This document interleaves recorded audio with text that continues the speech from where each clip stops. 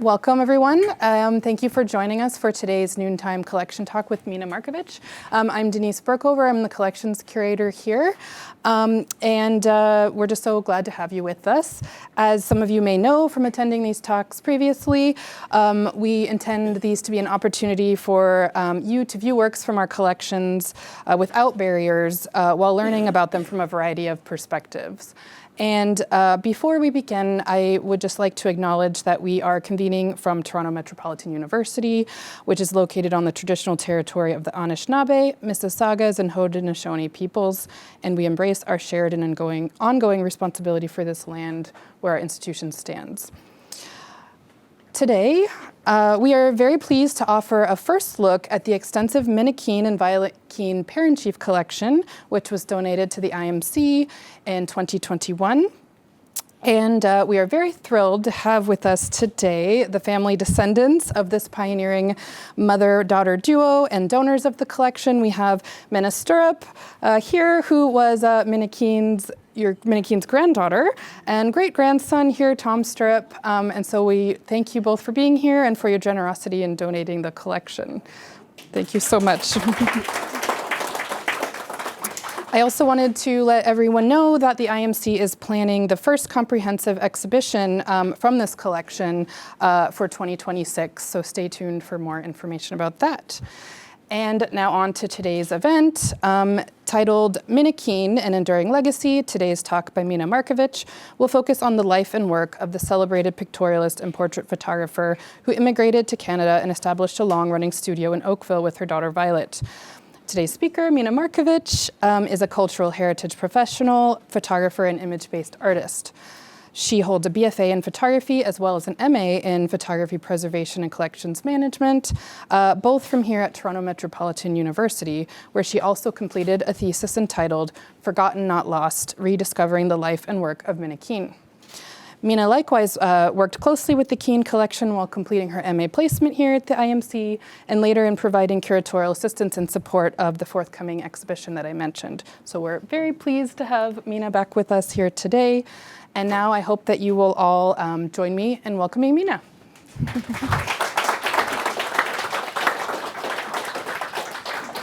Thank you, everyone. I'd just like to start off by doing some quick thank yous.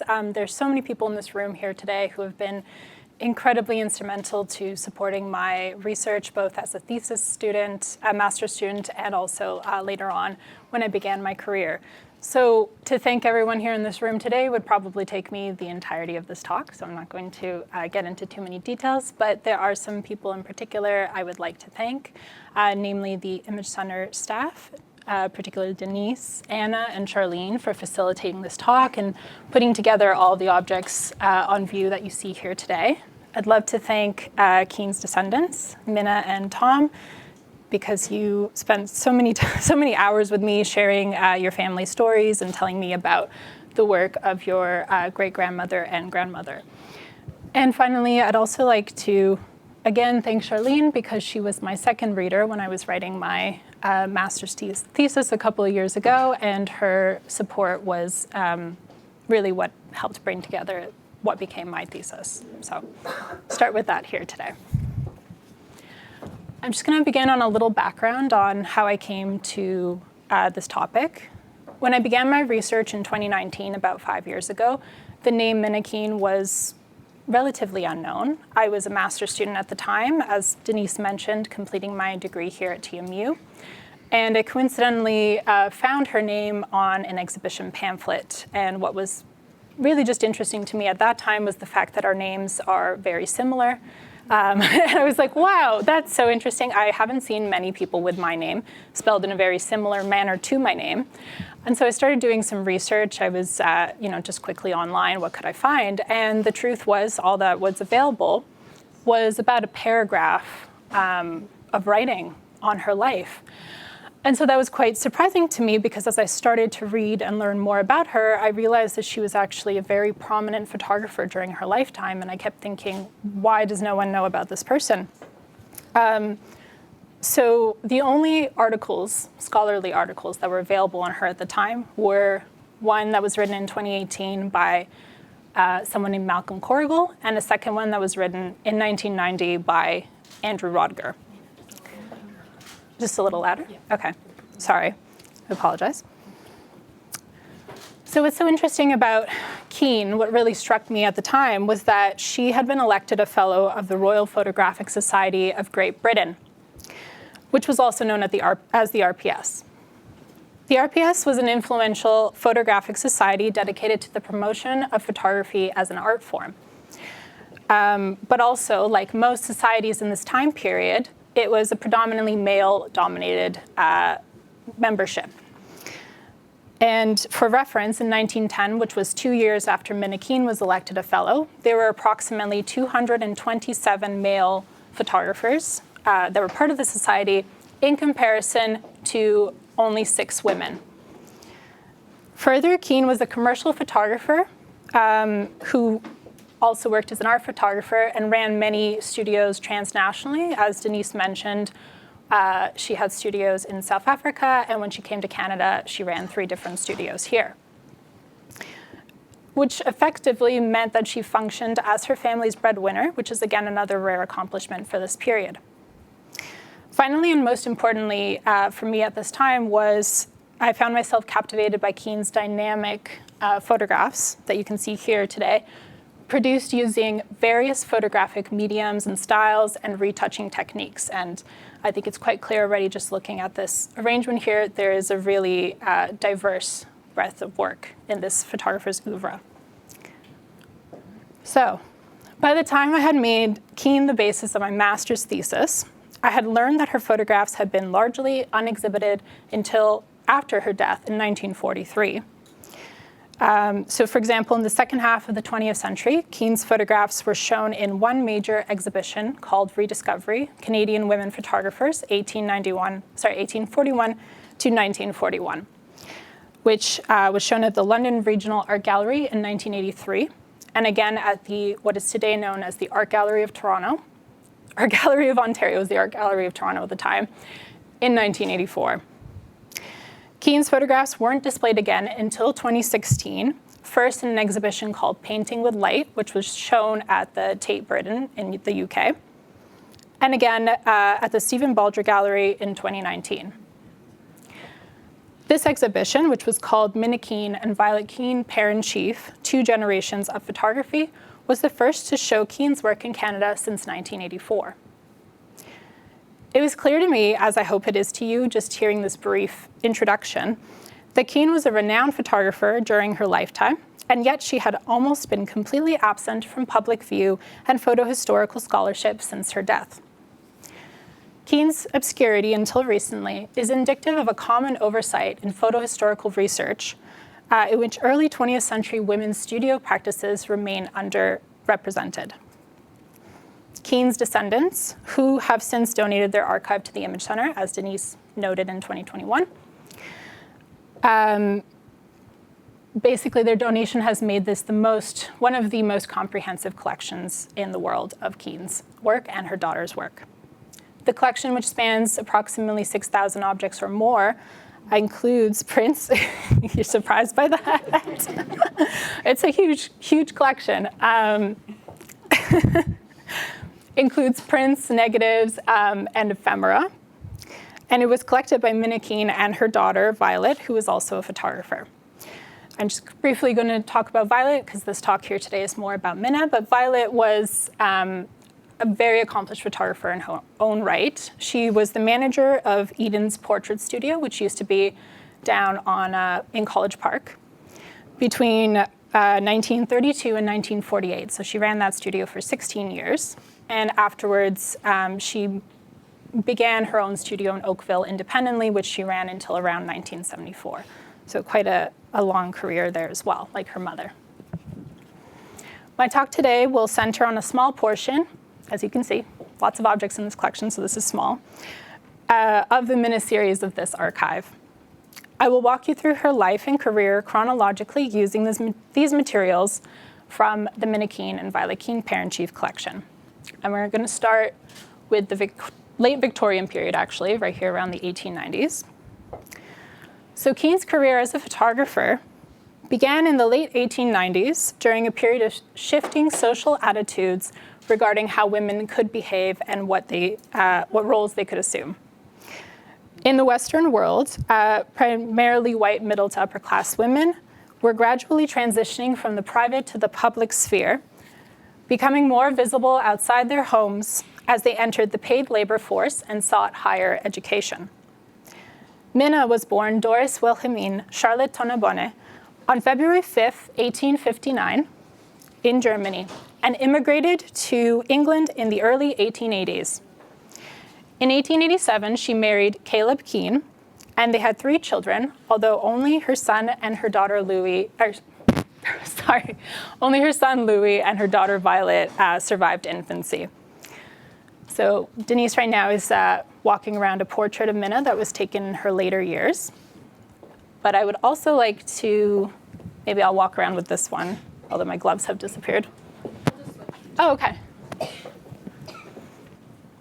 Oh, this one, yes, yeah. Just to, so this is a carte de visite that was taken in Bath, England, and it shows a young Minna Keene with 2 children, likely her son Louis and her daughter Mona, who sadly passed away as a young child.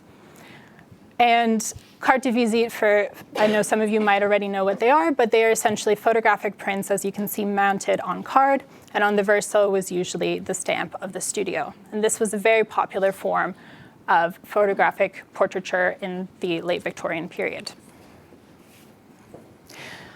This carte de visite is the only studio portrait of Minna that we have in this collection. As Denise was carrying around the other photograph earlier, Minna would later take many self-portraits or would be photographed by her daughter Violet or other close family members and friends. So this is the only kind of formal, official look at Minna herself. The other photograph that Denise had been carrying around shows Minna in this kind of relaxed bohemian way, very much this mature artist who's had quite a lot of creativity to spread around during her career. So from the onset of her career, Keene demonstrated a desire for artistic expression, perseverance in achieving technical mastery, and a strong business sense. She was compelled by photography, as in her words, it called for an appreciation of line and space, patience, and practice. Believing she already possessed an understanding of these aesthetic visual elements, Keene stated, "The latter could be acquired, so I started." Embracing photography during the popularity of pictorialism at the turn of the 20th century, and while living in the epicenter of this movement, which was in England, it's perhaps inevitable that Keene would adopt this aesthetic as her photographic style evolved. Pictorialism was a visual style based on the blurring of photographic sharpness in favor of creating a mysterious, poetic atmosphere in order to elevate photography to the status of fine art. The tactility of Keene's prints comes from her engagement with their surface and choice of paper for mounting. Almost every print feels like a carefully crafted window into a specific place and atmosphere, which is characteristic of pictorialists who believed in hand-working every print in order to make them into artworks. These prints speak to Keene's overall meticulous process, which saw her reworking the same prints or images multiple times throughout her career. And we'll get into some of these examples later on. In a 1926 article from Maclean's magazine, Keene had stated, "I couldn't draw a pig, and painting a chair was my greatest achievement in color, so it had to be something else. So I chose photography as my medium of expression." It's clear that Keene found the photographic medium gave her the freedom to convey herself artistically and commercially. Like many women photographers in this period, Keene's subjects were those that were most accessible to her, namely her children and the garden.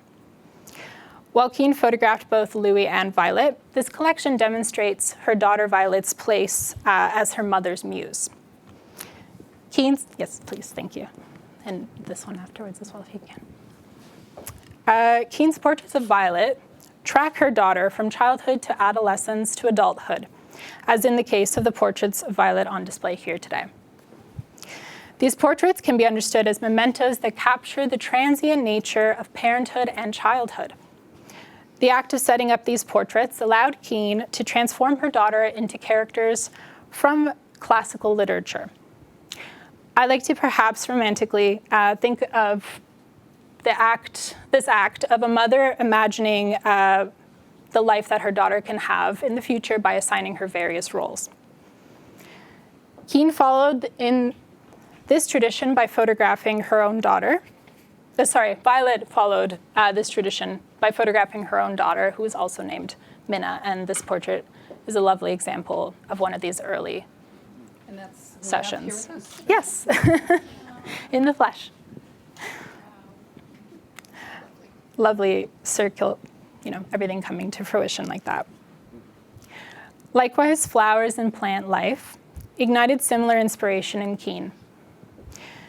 She was a passionate gardener, and she identified her interest in flower photography as having stemmed from the challenge that was posed by an artist who had told her that, quote unquote, flower photography was utterly impossible.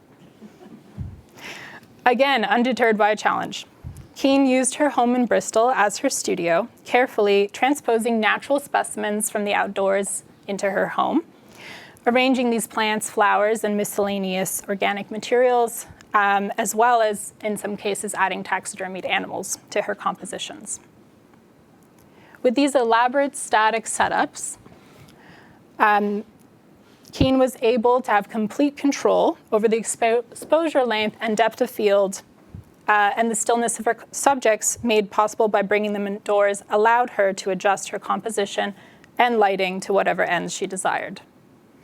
The results of these studies prompted Keene to write 3 articles on flower photography between 1900 and 1901. Her advice to readers ranged from selecting certain species of flowers and plants for photographing to technical guidance, such as the best aperture for capturing flowers and developer ratios for printing these images. In January 1903, Keene registered these studies for copyright and self-published Keene's Nature Studies, which we have a few samples of plates here today. Sorry, get out of your way. So Keene's Nature Studies was a folio, 3 different series, with 10 plates in each series. The folios, which were later republished in 1905 and 1906, were critically acclaimed as valuable reference material for artists. To promote this series, Keene produced a booklet, which is actually what Denise is holding right here today. And inside this booklet, she had samples of the photographs from the series. The back and front cover include a plate list of what was available for order. She had written a short introductory text about the work itself, and she also had testimonials from artists and educators to back up the claim that this was very valuable to painters. The success of Keene's Nature Studies led to her election as a member of the Royal Photographic Society, paving the way for her later induction as a fellow.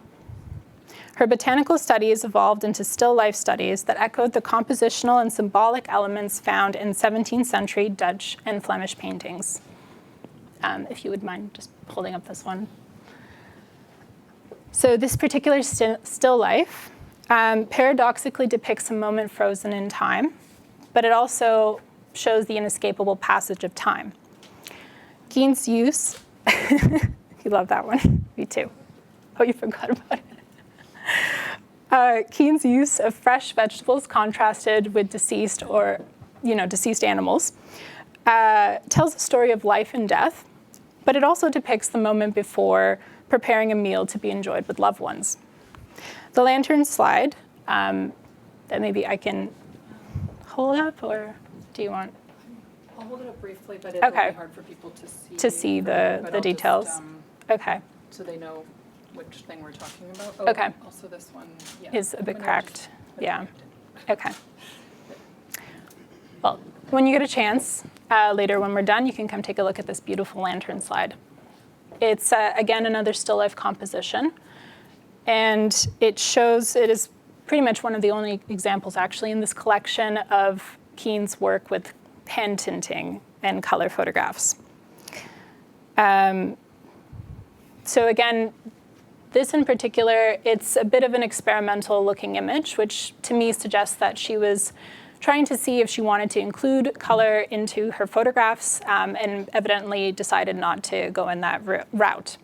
Instead, she would do these general washes of color on prints that would be in the tones of red, green, in this case, sometimes blue, in order to, again, create this overall atmosphere that is very reminiscent of the Pictorialist period. And this also demonstrates the use of one image being printed in different ways. And there are over 2,000 glass negatives and positive transparencies and lantern slides in the Keene collection. Unlike Keene's prints, these are consistent in medium and dimension, but are also retouched with graphite, often used by photographers in this period to fix imperfections. Keene's retouching, I find, is particularly unique because the techniques included selectively scratching off and removing parts of the emulsion and applying black ink, both opaque, but also watered down for transparency. I know, again, you might not be able to hold this one up, but when you get a chance later to take a look at some of these retouching techniques, I highly recommend. They're very interesting. And in some cases, she would also glue a piece of transparent paper to the back of the negative that she would then, this one here is a good example, would then draw on with graphite. So again, creating this very soft, painterly effect.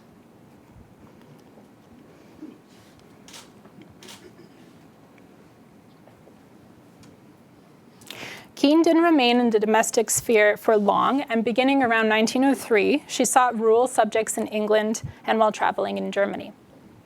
Keene photographed farmers working the fields and conducting tours in their homes. Pictorialist photographers like Keene were inspired by painters of the 19th century, like the Barbizon School, and naturalistic photographers like P.H. Emerson, who favored rural subjects as a return to pre-industrial revolution life. This image here, Toil, is a very nice example of her emulating the work of others. So it ties into elements of Jean-François Millet's The Gleaners, but it also calls back to P.H. Emerson's photograph Coming Home from the Marshes. Both depict a very similar subject matter. Keene's rural photographs can also be understood as having been taken in the typological style. This style was a visual system of classification introduced in the 1870s by anthropologists. In this way, Keene's rural photographs are studies of social difference, turning the lives of a lower class into works of art which glorified pre-industrial labor. Keene's interest in depicting social types is illustrated in this. We have another article here on display today. If you have a chance to read it, it's interesting, but you don't have to walk around. Yeah, you can hold up the prints. Yeah, thanks. And in this article, the author notes that Miss Keene's sympathy with what he calls the peasant was one that stemmed from her own upbringing in Germany. It's a little bit of a generalization because from what I understand, she was raised in more of like a middle to upper class family, but maybe he thought, okay, she's from Germany, she must know all about rural life. It is clear that Keene was interested in highlighting difference in contrast, which we see in her rural studies and later again in South Africa with her racial types, and later in Canada with her what she called European studies, and those are more cultural studies. The author suggests in this article that the two themes are prevalent in Keene's rural types. He says there are national characteristics, which may be illustrated by types, and there is national character, which may be suggested by treatment. The treatment in this case refers to Keene's pictorialist style and the use of harsh light and shadow, which makes the rural people depicted in these photographs appear moody and serious and very much resigned to their daily lot in life.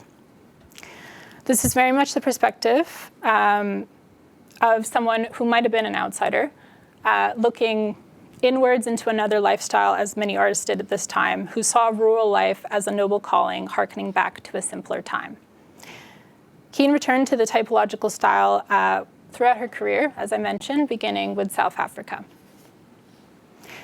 After the family immigrated to Cape Town, South Africa in late 1903, Keene began operating a photographic studio in her garden and experimenting with different photographic processes, including carbon, platinum, and bromide printing. The establishment of a studio within her home meant that Keene could affordably begin a business, which also made her one of the very few women to operate a commercial studio in South Africa at the time. In her garden studio, Keene received clients who were among Cape Town's affluent white community. Many of the women Keene photographed were the wives of prominent political and social figures of South Africa's British and Afrikaner settler population. For example, this woman here is Annie Botha, who is the wife of Louis Botha. And Louis Botha was the first prime minister of what was then called the Union of South Africa. Her daughter was also photographed by Minna, which you can carry that one around later. And the man in this portrait was Walter Healy Hutchinson, who was, again, a governor of what was called Cape Colony at this time. Inspired by the style of the pre-Raphaelites, who were in turn inspired by medieval and Renaissance art, and very much into depicting these beautiful women and these natural outdoor landscapes, and also inspired by her earlier portraits of Violet, where she was trying on these different costumes and roles. Keene costumed and composed many of her female sitters as characters from religion, mythology, and classical literature, utilizing flowers, plants, and fruits as props to evoke ideas of femininity. The costumes and props depersonalized the sitters, transforming these prominent women in South Africa into these ethereal characters. Many of these portraits were exhibited internationally, including Pomegranates, which is considered Minna's most famous photograph, and depicts her daughter Violet in the costumed or role-playing as the Greek goddess Persephone. And this photograph may have been inspired by Dante Gabriel Rossetti's pre-Raphaelite painting, Proserpine. So in this particular instance, the titular pomegranate is what bound Persephone to the underworld, and it symbolizes the gradual loss of innocence and childhood. The second layer to this portrait comes from the act of a mother looking at her daughter, capturing this liminal period in her daughter's life. I like to imagine that, like Persephone's mother, Demeter, Keene is both afraid of losing her child, and in this case, to adulthood, and grateful to have what little time she has left with her. Pomegranates, as I mentioned, was a very important photograph in Minna's career, and it was exhibited many times. It was published in Photograms of the Year, which was a very well-known pictorialist journal, and it also won the 1911 Best in Prize Award at the London Salon. And this is the lovely cover.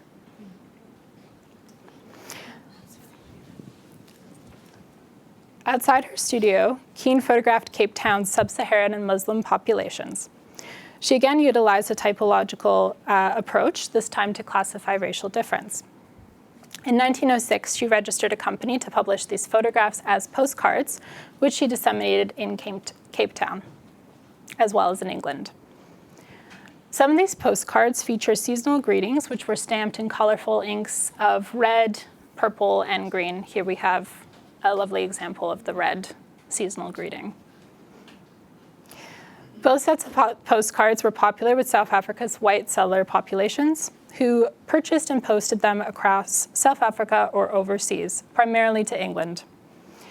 These postcards speak to the colonial milieu, which strove to visually emphasize culture, class, and racial difference. In this context, Keene's South African type studies were highly praised for their quote-unquote great scientific and educational value. Today, however, we understand these photographs and postcards in an ethnographic context, noting the outdated language and stereotypical visual indicators of racial difference. Yet this wasn't Keene's only approach to photographing these communities.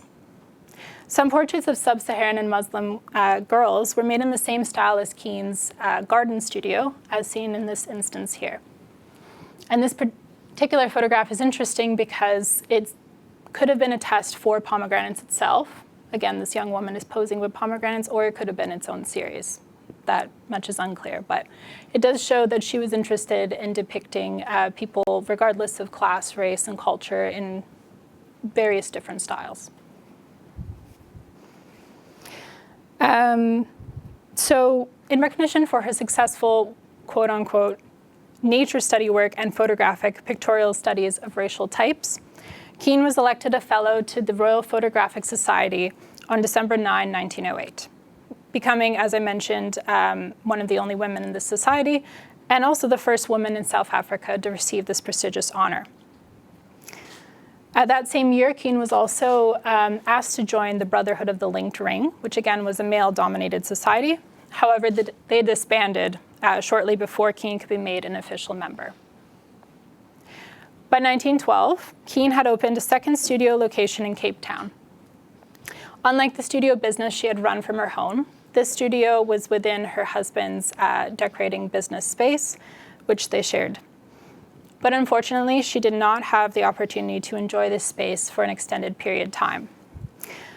Because where her photographic businesses had thrived, her husband's were not as successful. And consequently, the family had to move to Canada in 1913. In Canada, Keene and her family settled in Montreal, where they lived in an apartment on a street that is today known as René Lévesque Boulevard. Now in her 50s, between 1913 and 1915, Keene advertised her home address as her commercial studio. And I think we have a sample, maybe not that one, but later that one is a lovely example. She would also travel to clients' homes to photograph them there, so she was receiving clients in both ways. A brief interlude from the studio came in the summer of 1914 when Keene was commissioned by the Canadian Pacific Railway, which is also known as the CPR, to photograph the Rocky Mountains. And while many photographers, mostly male photographers, such as William Notman and Son, based in Montreal, had photographed the Rocky Mountains, the CPR hoped, quote unquote, that she would provide a new way of looking at these magnificent vistas. With her daughter in tow, Keene photographed the CPR's hotels and various landscapes in the Rockies, including Banff and Lake Louise, and also produced typological studies of the indigenous people native to these lands, such as this example here.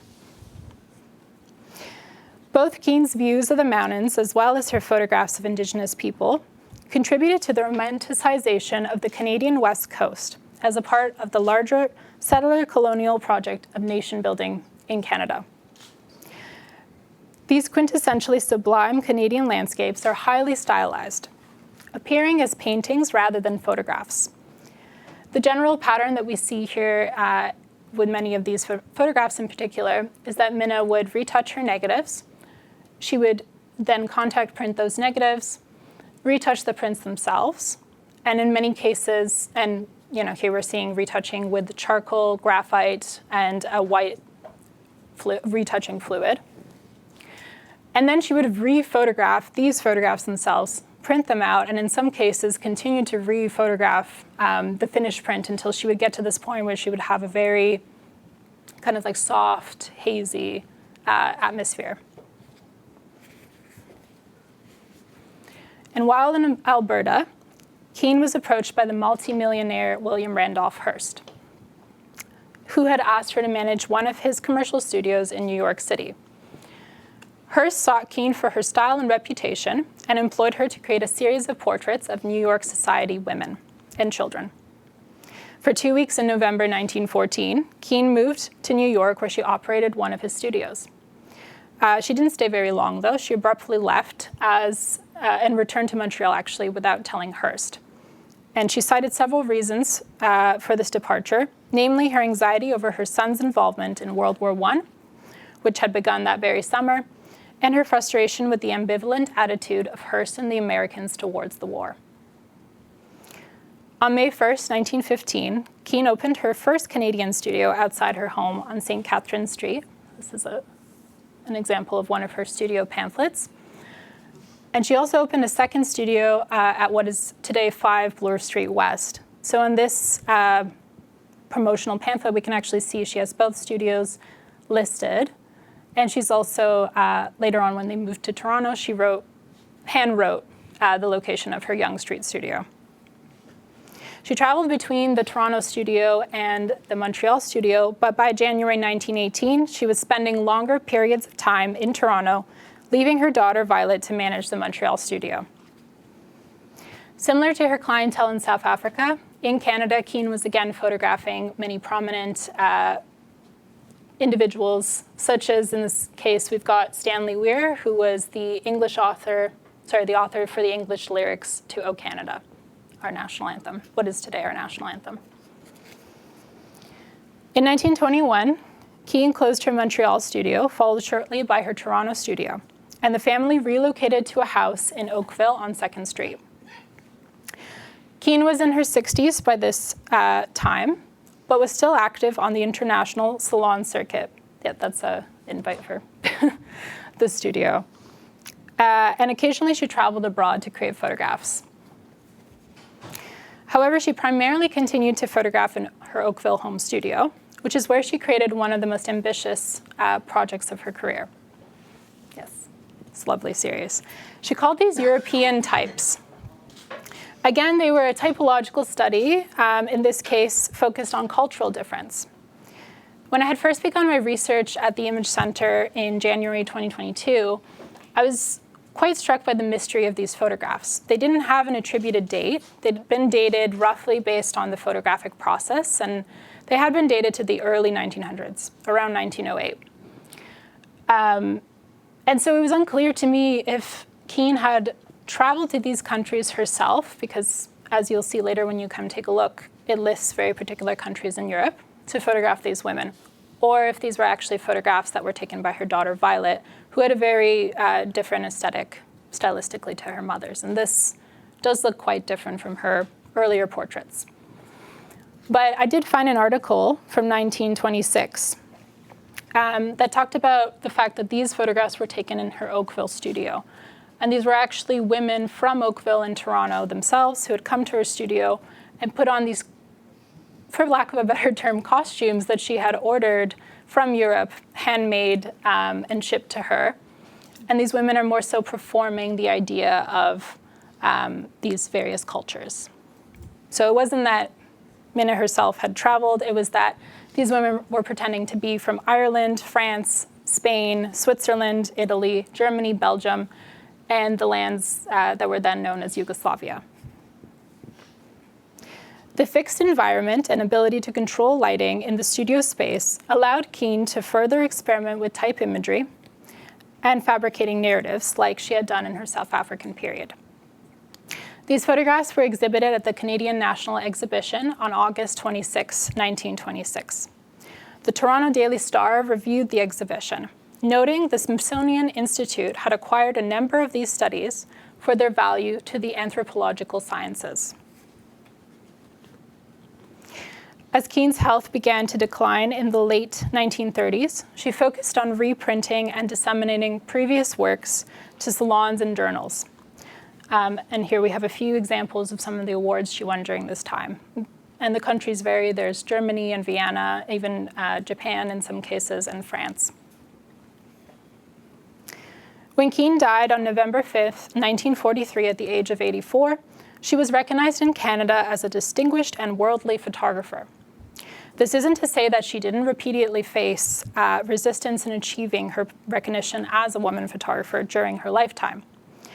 In the 1926 Maclean's magazine article on Keene, her accomplishments were minimized with gendered language such as being labeled a home lover, and the closing statement which said, "Artistically, she is a success. Commercially, there's too much of an artist in this woman, who is first of all a successful wife and mother, to worry about commercial recognition." Despite this, her lifetime achievements were many, as we've seen here today.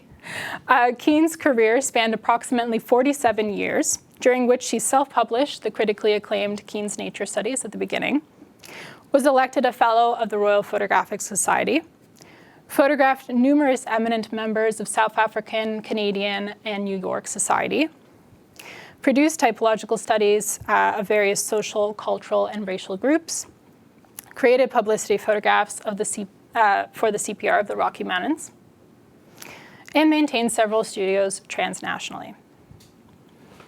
There are many hypotheses as to why Keene's work was forgotten after her passing, one of which has to do with access to her work, but another factor is social and institutional elements which construct the photo historical canon and dictate whose work is worthy of recognition. As I continue my research into the career and work of Minna Keene, there are many remaining topics to explore. And I believe that I'm not the only one who should be doing this research anymore. It's definitely open now to the public, and anyone can come in and start doing their own work. But there, some of these topics include the history of women studio photographers in Canada, the impact of Keene's transnational career on her visibility within the photo historical canon, and studying Keene's use of lantern slides, which have not received a lot of scholarship up to this point. Having laid the foundation with my research, I do hope that in the future, other researchers will be able to contribute new scholarship on Keene, and that one day the name Minna Keene will one day be as recognized as it once was. Thank you.